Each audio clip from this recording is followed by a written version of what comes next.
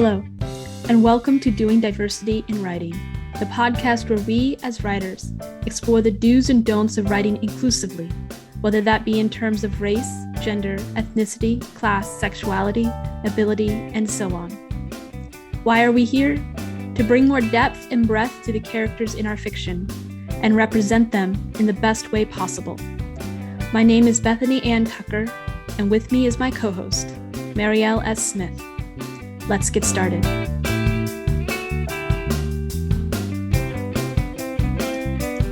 Hey Bethany, how are you?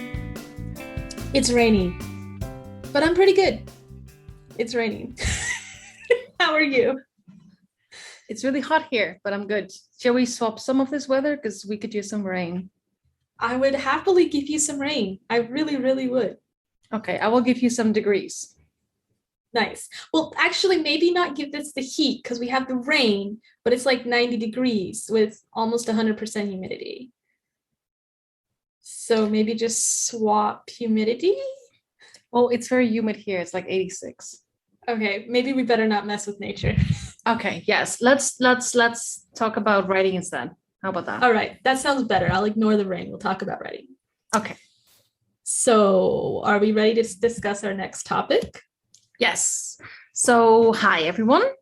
This is episode 7 of Doing Diversity in Writing, and we will be continuing our discussion of the most common pitfalls around representing diverse characters.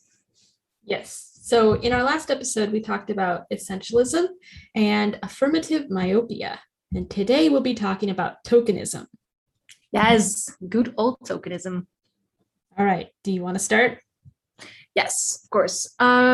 So for those who've never heard of tokenism or aren't entirely sure what it is, we wanted to share the Oxford Dictionary definition before actually diving into the topic and relate it to writing.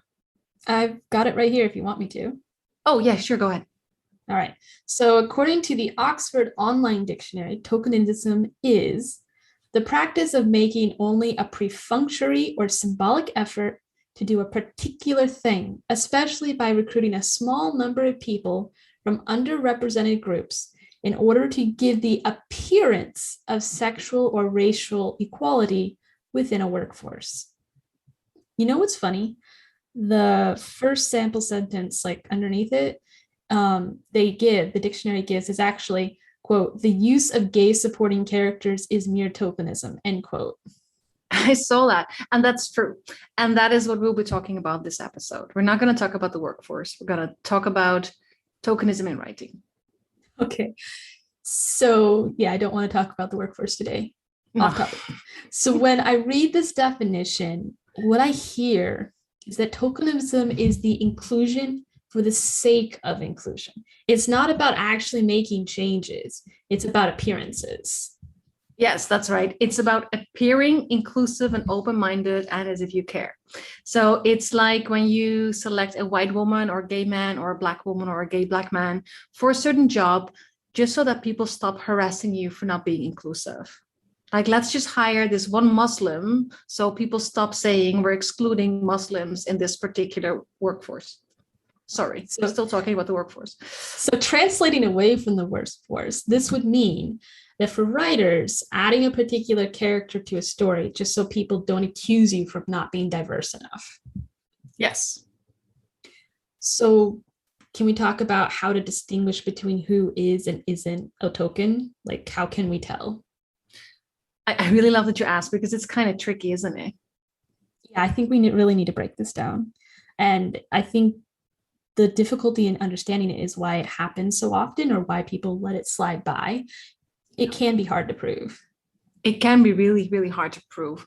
So yeah, let's see if we can break it down a little bit and make it more tangible. So first, one of the first signs of tokenism, what makes a token is they're often the only one present. Which is pretty easy to measure. You can tell that pretty quick. Yes.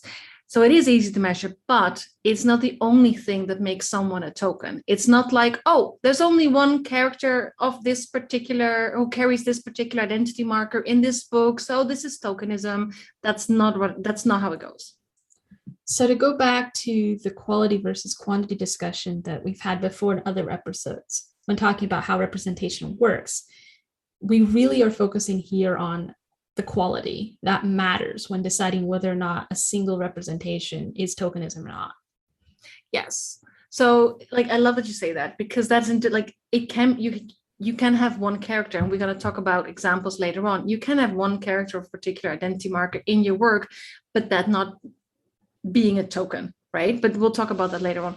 Another thing that makes a token is that, you know, if they are given a meaningful role to play, and this isn't always the case, that role is simply to be a representative of their community.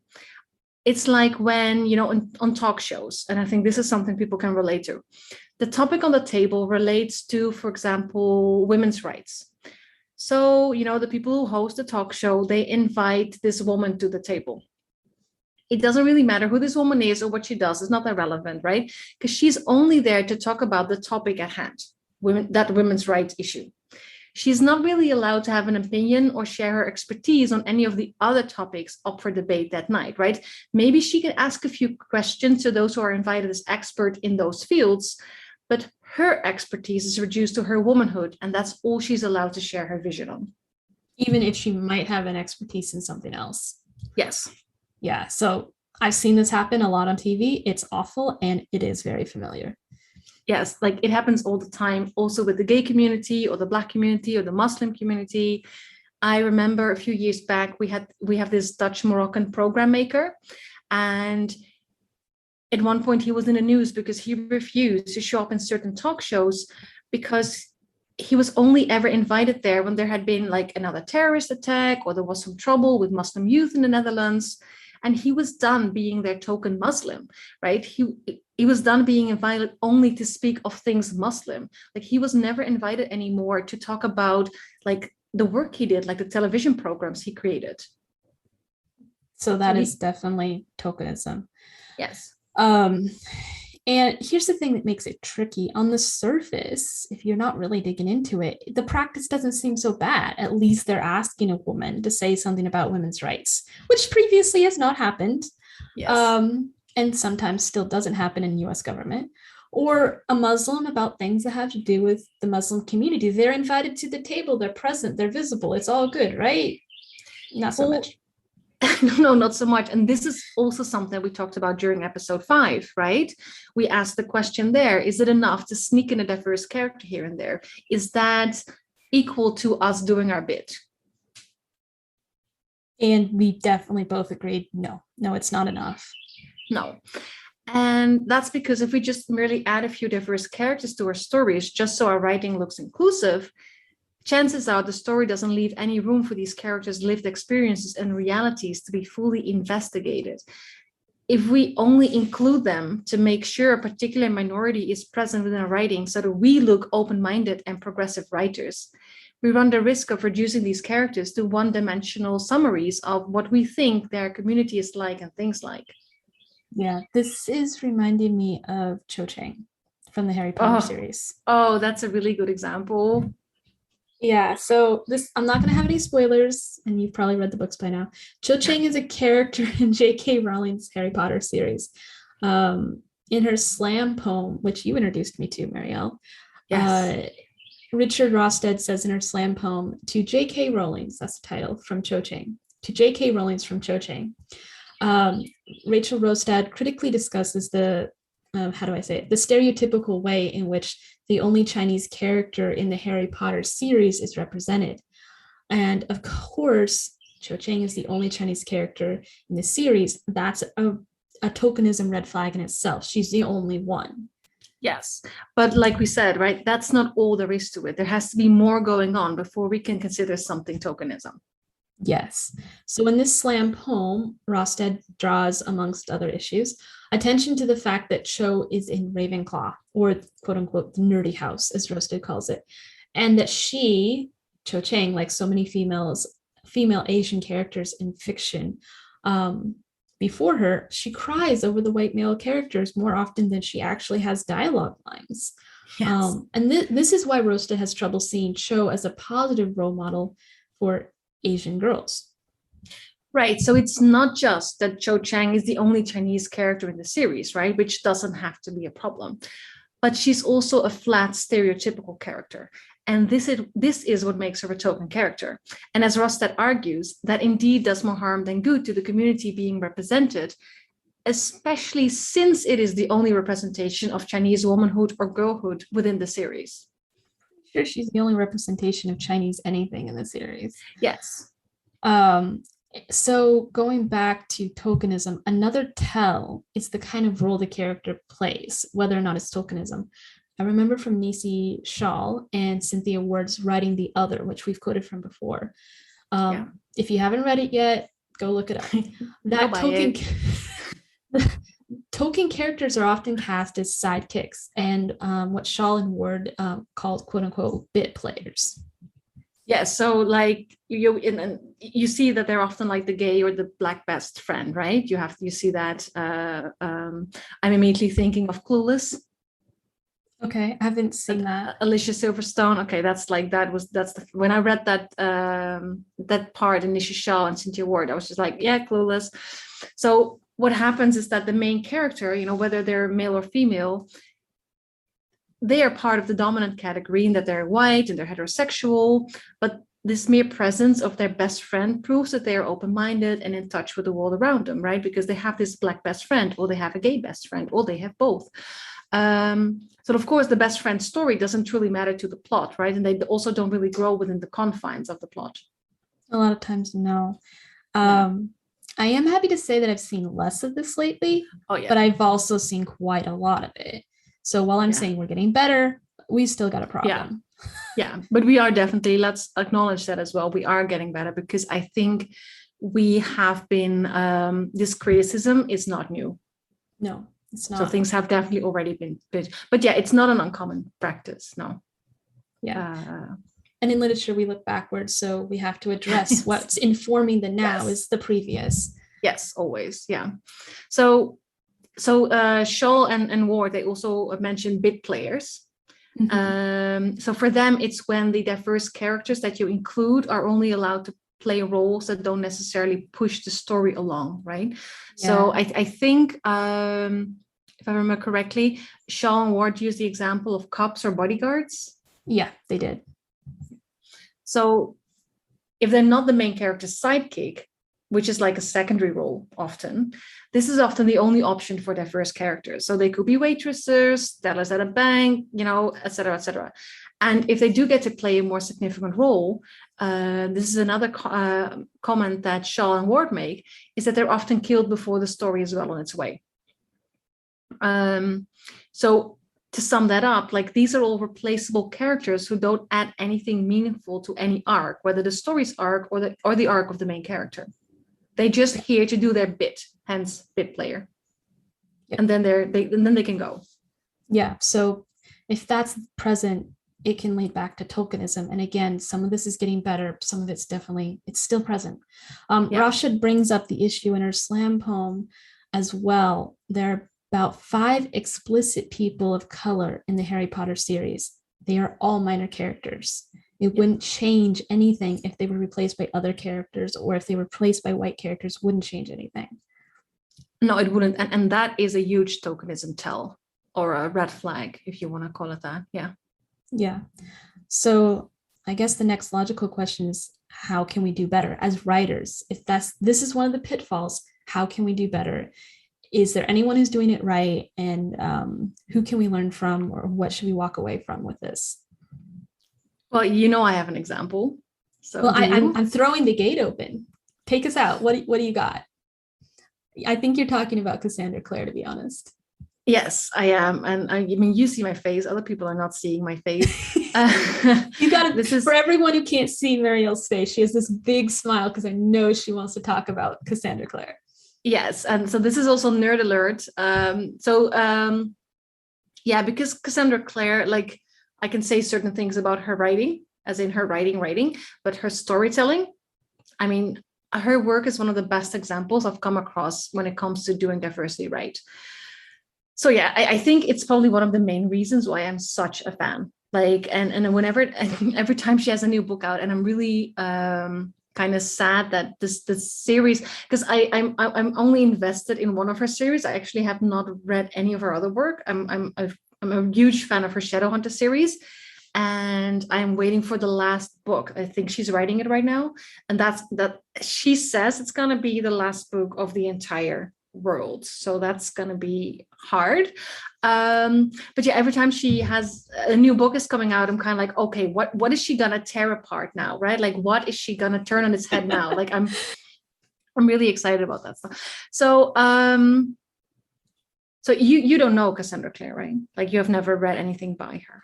I have one of her books on my shelf, and it is in my to be read pile, mostly because of you. Yeah. Which one? Which one? Oh, let me see. Like I mean, I just moved. I just threw books on my shelf, so I can't grab a book. It has a green cover, but 1,000 books have a green cover. That doesn't mean there's so many different covers out there. Yeah, no, I will tell you later. But we should probably yes, we will talk about this. She's a Shadowhunter series writer, but she has other things. What else do people need to know about her before we go on? Well, let's focus on the Shadowhunter series, because I cannot say anything about the other worlds that she has created. So in this particular series, and it's made up of multiple trilogies, and they're set in different eras. So do let me know which book you have, and I will let you know whether you can read it yet or whether you need to read something else first. But I told you it's nerd alert. We meet a vast array of characters in this world, right? People of all colors, people of all sexualities and genders, people of all cultural backgrounds. Like, it's a huge world, and they all visit, right? They're all in there. All right, give us some examples. Well, I'm just going to focus on why I think she's doing it right? Okay. The why she's not doing tokenism, because it's not that hard to have a vast array of characters in your work, right? But it's what you do with these characters. Yeah, I mean, it sounds like she has a large enough world that it's logical for a vast array of characters to show up. She didn't like set this in a small town somewhere, is what I'm getting at. No. It's like it's the whole world over. It's not set, but there's people who are coming from all over the world. Yeah, so that already makes sense. But for me, what Claire does right on top of that, or maybe not right, but better, in my opinion, is that also some of her main characters, and Claire uses multiple points of view in her work, belong to minority communities. So there is a heterosexual guy with Chinese roots who battles addiction. There is a white gay guy. There is a bisexual guy who is of Indonesian descent, and he's also part demon. There's a white heterosexual Jewish guy. There's a heterosexual biracial girl. There's a Hispanic heterosexual girl. There's a white heterosexual servant girl. And that's important because the Shadowhunters themselves, they're upper class. Okay. There's a Black transgender woman. There is a neurodivergent character. There are characters who fall in love with two other characters at the same time, and so on. So she's really trying to tackle all of these issues. It's a pretty diverse set of characters. Yeah. So what I like about it so much is that they are all individuals in their own right. It's like they are complex characters with conflicting desires and interests who aren't reduced to their identity markers. And of course, them being main characters, or a lot of them being main characters as well, it means that they all play a significant part within the series. They all contribute to the plot. Okay.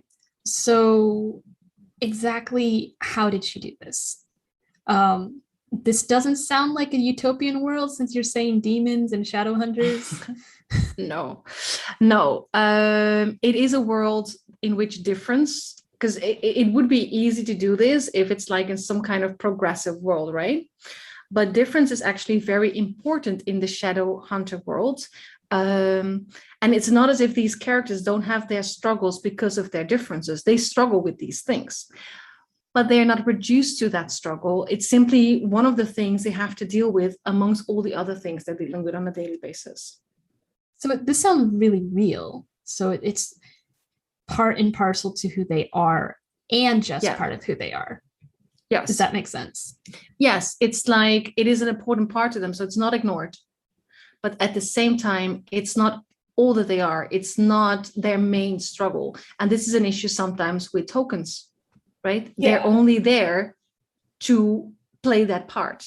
So yeah, go ahead. So someone's not Indonesian just to be Indonesian. He's a Shadowhunter who happens to be Indonesian. Well, he is actually not a Shadowhunter, but that's not the point.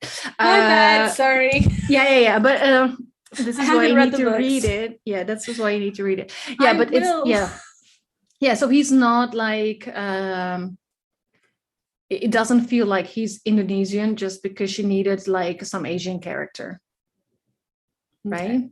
So to give an example on how she does this and why I think the balance is great, like between it is part of who you are, but it's also not just who you are. As I said, the Shadowhunter community is not that progressive. So being gay is like one of the worst offenses, right? Like even in the books that are set in the early 2000s, it's like it's not spoken of, right? They are really a very conservative bunch, these Shadowhunters. And that's exactly what Cassandra Clare tackles in this series. And it's actually, I like it because it enables her to introduce, it's a YA series. So she introduces a generation that's like, we're not having this because we see how things can be different in the world around us and we're just done, right? So that's because she made them so conservative. She also created the tension and the opportunity to discuss so many issues that are at stake, right? And that's just good storytelling. It is. That is. Bake it in. Good, yeah. So Alexander Lightwood, he is a gay Shadowhunter. So it's only natural for him that his sexuality plays a part in the series because he's, he's growing up in a world where being gay is not allowed. Like it's not spoken of. But Alec never becomes just his sexuality. Sure, he's gay, right? And that shapes him and it shapes how he relates to the world around him and the choices, certain choices he makes, not all of them, but certain choices that he makes. But he's also like a caring big brother. He's a very loyal son. He's a skilled fighter who excels with bow and arrow. He's extremely smart. He's very highly educated. And next to that, he also isn't some flamboyant caricature, right? If anything, his lack of interest in his outside appearance, that's what makes him the worst dressed person in the entire series. Highly educated, worst best. Yeah. He sounds like a character I'd be interested in reading. So Claire is actively undermining certain stereotypes in her writing of characters in the series. That's what I'm hearing? That, yes, very much so. And like I said, I think that's one of the reasons why I love this series so much, because Cassandra Clare seems actually invested, in the writing of diverse characters and turning some of those well-known stereotypes on their head. Like she's actively playing with that. And for me, so that's not inclusion for the sake of inclusion. Especially because it's so clear that, from the equality issues that she brings up, like she touches upon gay rights, she talks about racism, interracial relations, polyamory, bisexual invisibility, class issues, transgender rights. What's it like to be neurodivergent in a world that doesn't deal well with any kind of difference? So what I'm hearing is it's baked into the plot. It's not just like this shows up on the stage for a minute, but these things, these tensions, they're baked into the plot, even when the story isn't just about this issue. Yes, it's really part of the story. It's not just to add color, and I'm doing quotation mark to the story. It's really part of this entire world. So it can be done. This not tokenizing characters and having them present, it really can be done. That's what I'm hearing you say about the series.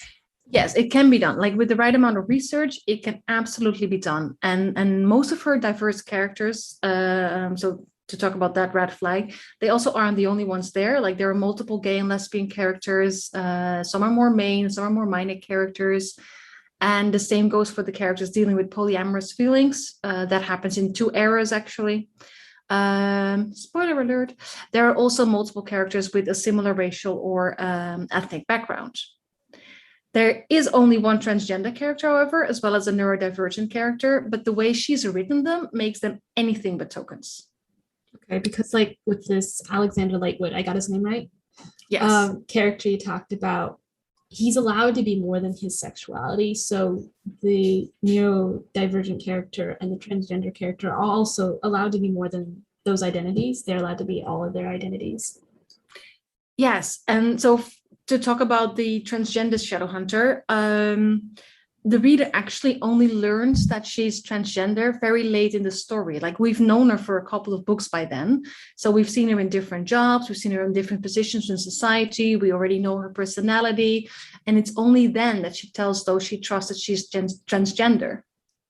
So the story is not, like, at one point it becomes an issue. And then she tells those she trusts, but she's not in the story to be a transgender character. That's not what she's there for. Got it. So to pull some ties together from the different things we've talked about and examples, I think there's a really good point to stress here. So going back to Cho Chang, the issue wasn't that Cho Chang was the only character, the only Chinese character in the series per se.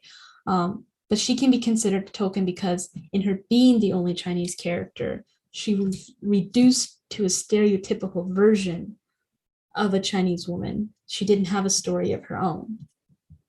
Yes. And likewise, this is something we might need to add as well. You can add a whole set of characters from the same community, so add multiple characters from the same community. But if they're all more or less the same and they don't contribute to the plot beyond their, beyond just being their identity marker, if they even get to contribute to the plot at all, that's still tokenism, right? It's really about the depth and complexity that a character is allowed to bring with them beyond whatever identity markers they might carry. Yeah, let them be human and a person as well as their identity. Right, so do you want to sum it all up? Because we've covered a lot in this episode and the last one as we covered pitfalls. You want to sum up the pitfalls? I don't hear you anymore. Okay, can you hear me now? All right, so we had some internet connections, but I think we're back now. And we're going to try to do what I was talking about earlier, which is sum up some points. So do you want to take us away? Yes, because we've been talking about these 3 pitfalls and we have some action points. Do you want me to start? Yeah, go ahead. I'm also getting back into, we have internet again. Okay, so first action point. In short, some of the things to keep in mind if you're looking to avoid any of the 3 pitfalls that we've mentioned over the past 2 episodes. First action point, investigate ongoing stereotypes and go against them when possible. If we take a little time to research ongoing stereotypes, Google is your friend, we can make sure not to perpetuate these often harmful cliches, which are often based on essentialist thinking. Actively going against such stereotypes, for instance, by making one of your gay characters into a young man who never ever worries about his looks, like Cassandra Clare did, will help us create diverse characters who will counter existing representations and who might actually prove to be positive role models for a more diverse readership. Okay, that's a good one. So the one I have here is to research your character's background to prevent the flat tokens. So proper research into the character's culture, the history, the political background they come from, that will all go a really long way to creating a more rounded character, because you're going to have a lot more to work with than a stereotype, and develop that background, and that will help you be a better writer. We really should make sure to give our characters proper names, jobs that make sense, but just not a stereotype all the time, worldviews that would come naturally to them, real friendships that are in line with their personal histories, friendships that would make sense considering where they come from, the choices they've made, and where they're living. Yeah. So third action point, do acknowledge struggles, but without turning them into a character's biggest problem.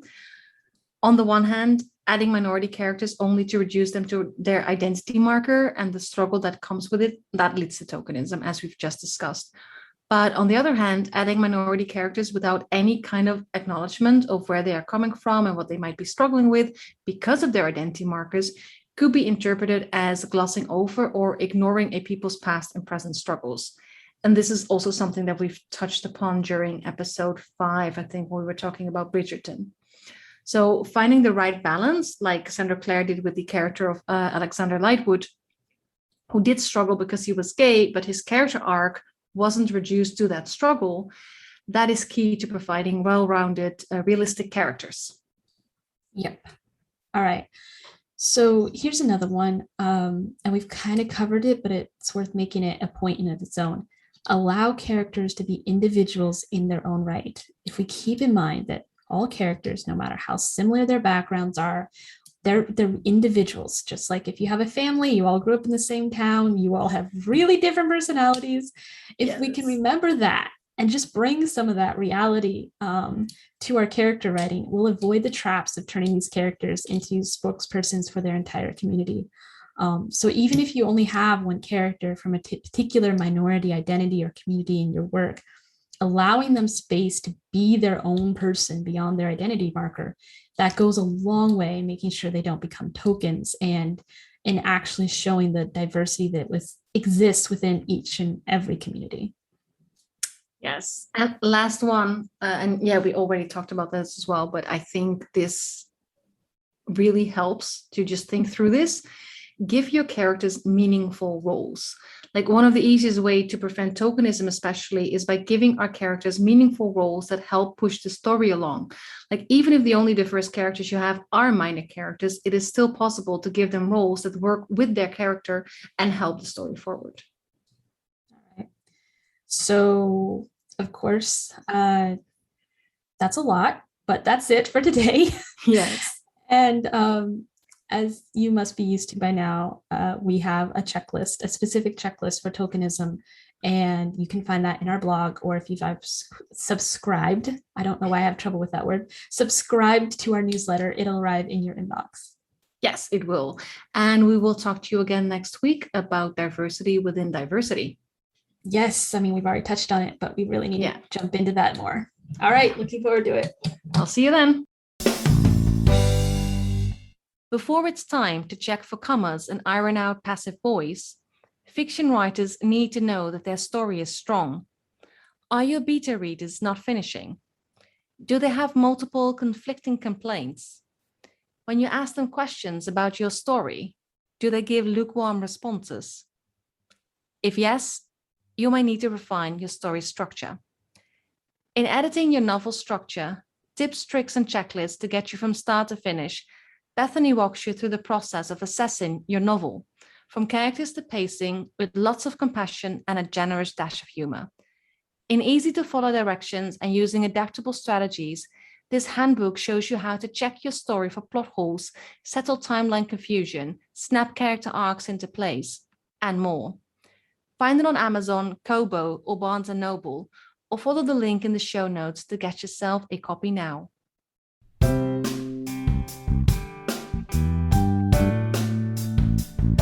Thank you for listening. Music for this show was written and produced by Eric Mills. If you want to join the conversation, fill out our writer and reader questionnaires. Both can be found in the show notes and on our website, representationmatters.art. That's .art. If you want to be the first to hear when a new episode comes out, sign up to our newsletter. And if you found this helpful, please rate and review on your favorite podcast app to help other writers find us too.